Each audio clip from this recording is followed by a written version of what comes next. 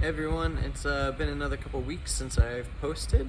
I think last time I posted I had talked a little bit about how COVID cases have been starting to kind of increase in Cambodia. Well, that trend has actually continued, and something interesting actually happened last night. So there's been like a curfew around like 8 o'clock p.m. each day that the government has done in the interest of closing down nightclubs and things like that where people gather at night.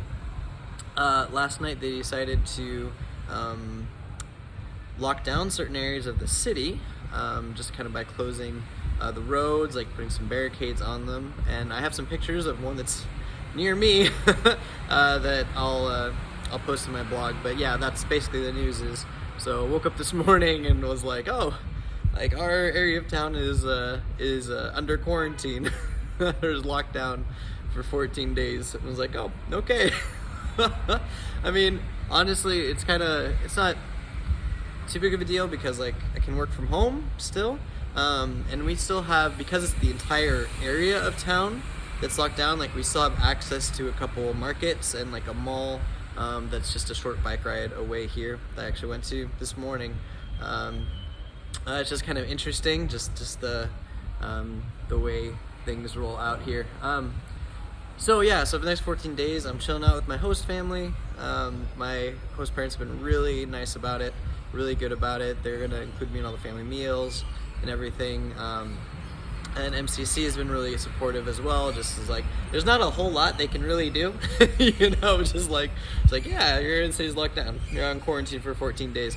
Honestly, it's so much better than being in quarantine at like the hotel when we first came. Like here, like I can still, if I wanted to, I'm really not supposed to, but I could leave the house and walk around if I wanted to.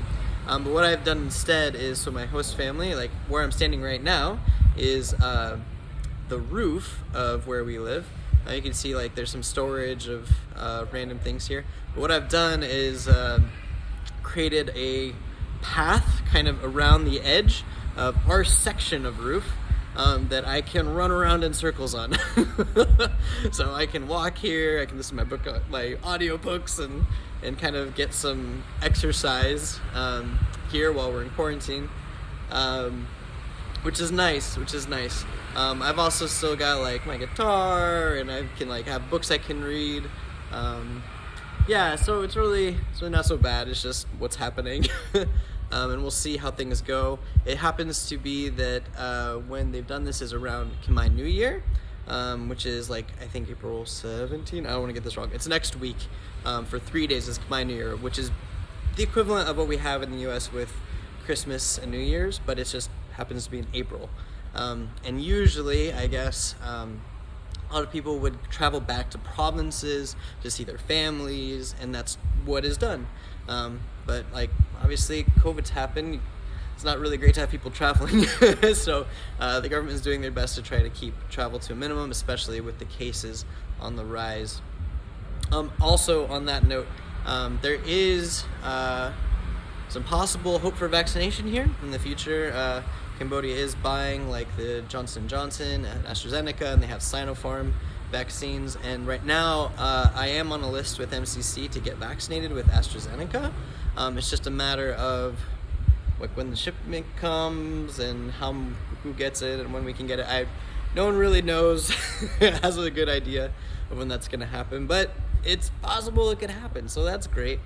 And so I found myself with, again, more time on my hands, which has been interesting. Like I've been able to like do more reading, kind of dig in and kind of dig into things like and reflect on things in my own life too that I haven't really like had time in the past to do. So it's really good. One thing that has come from that is I'm looking at when I go back to the States, one of the options besides switch hands. Man, one arm gets really tired holding up my phone like this. One option I'm looking at is going back to university, back to grad school, and getting a degree in advanced energy systems, like renewable energy. And if I did that, I would have the intent of, doing research and everything in the US, but then eventually taking that back to Cambodia and being able to be involved in something environmental here in terms of like renewables, energy grid. That's my thought. If I don't get into mines, or if it just doesn't end up being the right move, because I feel like this is still I'm very much in the discerning stage of this, and even though I'm working on my application, I'm almost done applying. I don't know what will happen.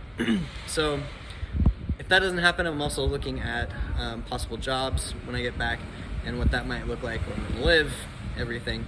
So if you could be praying about that, that'd be great. Right now, I do have a lot of time to work on that kind of stuff, so yeah, kind of nice. This is 3 months, so I have 3 months left in Cambodia. And so I guess we'll see what happens.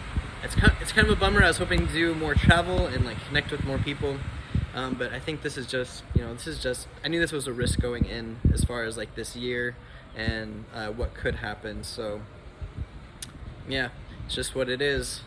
Please be in prayer for Cambodia as a whole, and for me, and yeah, our world, as like just things continue to happen. So I'll show you a view really quick of my view of the street.